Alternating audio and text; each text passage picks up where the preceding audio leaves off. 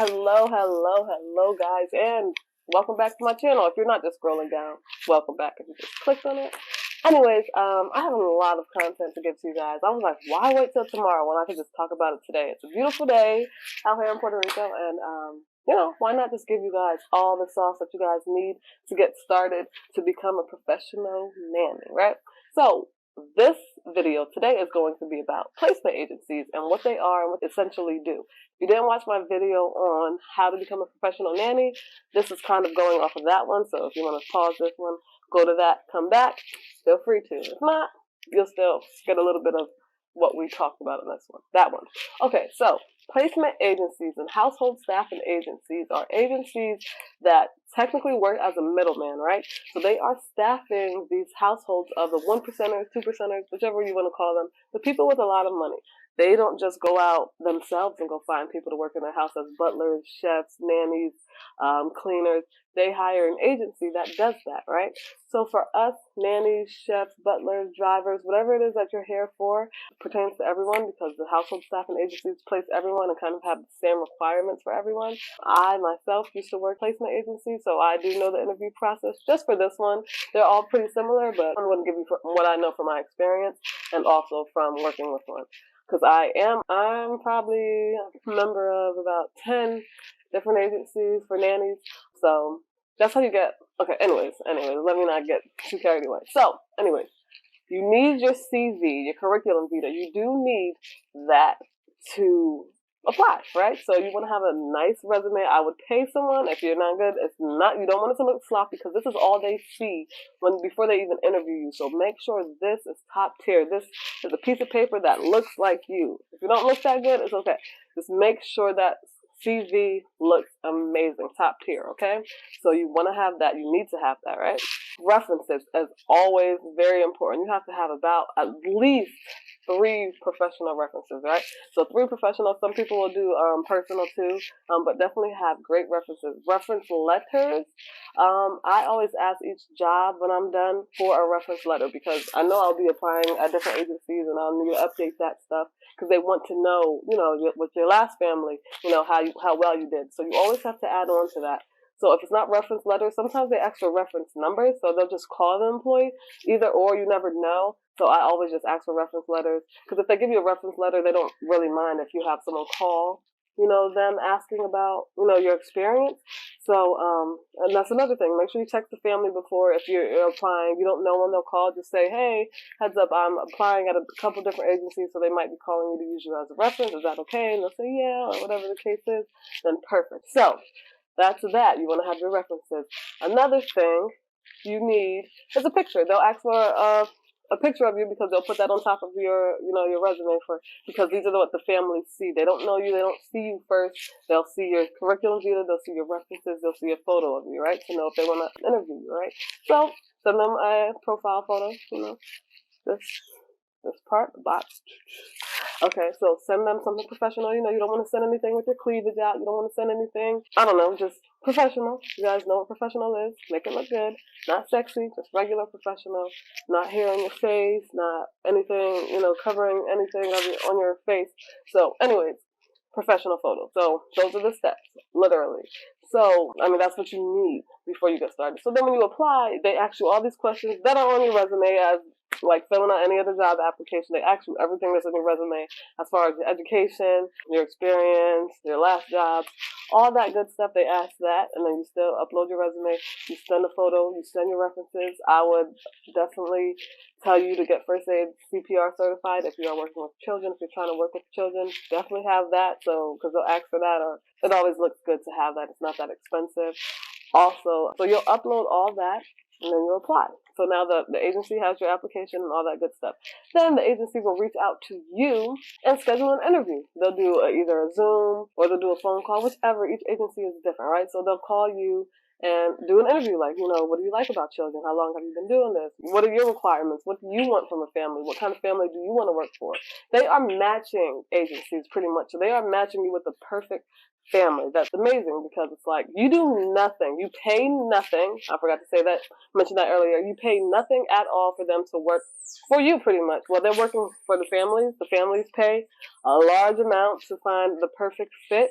but we don't pay anything. So that's why I would say get on as many placement agencies or household staffing agencies as you can. If you're only looking for in your area, then, search in your area. There might not be that many. But if you're looking to move anywhere, if you want to relocate, then be on as many as you want. But be careful, because a lot of families hire a couple placement agencies, right? Like the best ones. So you might see the same job that you applied for in another agency, and you might think it's a different one, and you don't want, maybe if you didn't get accepted from the last position, agency, don't go apply again at the other one. You're still the same person. So just try to remember who you applied for. So maybe, write a list down of, what families you applied for. They will be in different writing. They're different agencies, so it's not going to say the same exact thing. It's going to say different things. But yeah, who knows? I probably applied for some of the same positions because I just found that out. I didn't know that families, work with different agencies. I'm like, oh, this looks familiar. This looks like the same one, but who would, apply for, who would have a bunch of jobs on different agency sites? But it's the same, like for us. Is that the same nanny? Oh, yeah, because I seen her on the other site. I thought they would just have to be the one, agency, but we don't. So same for parents, families. So yes, that's another thing. So they are working to find you a perfect fit. So you'll see job boards on the website. So job boards are where they put all the job descriptions of what they're searching for. So you'll see, families looking for a live-in nanny, everything, every description from the beginning to the end of what they need is there. The hours, sometimes the pay is not there. Sometimes they ask you for what, you would require for this position, right? So make sure you know, like a roundabout area of what you would want, depending on which area you're living in. And if it's a live-in or a live-out, that differentiates the price as well, because if you're paying your bills and you're living in California and you have to find a place to stay, it's going to be a lot more than someone who's living in, right? But not necessarily either. I made just as much money as a live-in as I did live-out. So it's all different. But yes, make sure that at least a range, a minimum of what you will take and what you require too, because being a nanny is great. I love it. I do love it. But it depends on the lifestyle, because some families, they don't want, they don't have time for their children, sad to say. Like, they don't have time. They own multiple businesses. They travel a lot. So you might be there working 12-hour days for, who knows, 5 days a week, 6 days a week, 7 days a week. So you have to make sure you read the descriptions, not just the money. Don't look at just the money, because there's a lot that comes with that. Yeah, you might have your own car. You might have your own house off the property. You might get paid $130 a year, but make sure you look at the hours. So you have to decide in this industry if you want to pretty much give your life for this, like you will be working 7 days a week, 12-hour days. Like, yes, you'll be making top-notch dollar, but if that's okay with you and you don't have anything else to do and you just love to work, then that's fine. But if you want to have a life like me, you'll take a job in a different beautiful location, like in Puerto Rico, like I am, and you'll work regular hours, 8 to 4. You'll still be getting paid a lot of money. But yeah, I can be getting paid a lot more money, right? But I can also not have a life. I work out every day. I have Spanish lessons. I travel every weekend to go somewhere else. So yeah, it all depends on what you want. I promise, you do not want to look at the price and say, oh, I'm going to apply for this job. First of all, a lot of the requirements for those positions are a lot more too. Read all that stuff, but I just always want to make sure I let you guys know to pay attention to the actual description and the hours and the pay. Like, you'll get health insurance. You'll get all of the full package. Like I said, you'll get your car, your house. You'll get all that stuff, right? But I just want you to make sure you pay attention to that, because that's very, very important. So yeah, so the families don't talk to you directly. They talk to the agencies, and you talk to the agency directly, right? So that you'll see a job that you want that fits your requirements, and you'll tell them, send my profile here, or whatever way they have. Sometimes they have, like, you just apply there or you email them, whatever it is. Let them know that you want to apply for this family. And then when you apply for the family, they'll send your profile along with the others that want to apply. It might be 10 others. It might be 15. It might be 6. So then the family gets these 6 profiles, which is your CV. It'll be your picture. It'll be just what you provided. And then if they are interested, they will let the agency know, like, I'm interested in this nanny, this nanny, this nanny. They'll set up 3 interviews. They'll let you know, hey, this family that you applied for the Florida position is interested in interviewing you. What time, what day works, blah, blah, blah. And then you'll set that up. And some agencies will let you know, the family did not choose you, which is great. You do want to know If they did not, you don't want to just sit there. And don't just apply for one family. That's another thing. Apply for as many as possible on many different agencies, right? Just apply, and interview, right? And you always want to look professional in your interviews as well. You don't want to be somewhere loud. This is a professional interview. These interviews, you actually meet with the family that, sometimes you meet with the family members that you'll be working with, and some other times you'll meet with their staff and placement agencies. So inside they'll have like household managers that do that type of thing and vet before you even meet with the family. So just always look professional. Always be professional. This is very, very lucrative industry. You can make a lot of money, but always, always be professional, okay? All right, so I think I went over everything on what you need. But like I said, you don't pay anything. If an agency is asking you to pay for something, it's a red flag, a big red flag. I've never paid for anything. They advocate for you, so sometimes they'll reach out to you like, hey, Taniqua, there's this position. It's a travel position. They travel a lot, the family. You'll have your own car, blah, blah, blah. It's in Colorado, though. Are you interested?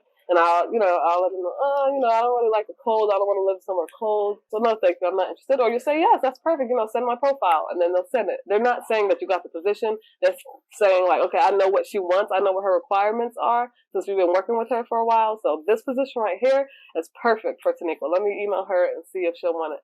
And then, so that's really good to also, have a conversation with the placement agency, the people at the agency so they know, what you want, how bad you want it. Just be professional, be consistent, persistent, and, you'll have a great job. But like I said, apply to as many positions as you want. If you have the skills that are required, then there's no way you can't get a position. Just keep trying, focus on it, and you'll get a position. You'll get an interview, and then, hey, they might not choose you, but it's okay. Pick another family. Like, I've done a couple interviews with family that didn't choose me. But I see why, because this is where I was supposed to be, right? So I would much rather be here than some of the positions that I was going to choose. And the family is amazing. A lot of people, work for families that they wish they didn't work for, right? But my family is amazing. They are so sweet. They're so caring. They don't just treat you like an employee. They treat you like a member of the family. I couldn't have asked for a better family. I've never worked for a family that I didn't get along with or that weren't good people. So make sure you guys know you do not just want the money. You have to, I want the lifestyle. I like the lifestyle, right? I like that I can travel with the family for free. I like that, I can live with the family. I can have my own life. I can, that's what I like. I like my freedom. I like my time. I'm also an entrepreneur, so I can't be locked down to working 12-hour days so tired that I can't do something for myself. So make sure you know what you will not do. If you don't want to clean, make sure in the description doesn't say that you know how to clean. Just make sure it is you. Do not just pick a job just because you want the money. I'm telling you, that is bad, and it's not going to work out good. And the family is just going to call the agency like, we need a replacement. This is not working out. Or they might speak to you like, this is not working out because you picked a job that you didn't really want to do. I don't want to clean. I don't want to cook. Like, a lot of jobs ask if I cook. Like, I'm not a chef, but I mean, I could make some food for the kids, some basic stuff. And you have to let them know. You have to be honest about that because they might want you to cook meals. And if you can't, then make sure they know you care. Don't apply just because, like, I'm sure it's not that hard. No, if you don't do it, you don't do it. Okay? So anyways, thank you for coming to my channel. Please like, subscribe, and comment. If you have any questions, please feel free to write me. Follow me on Instagram. Follow me on Facebook. Just follow me. I'm here to help. Thanks, guys. See you later.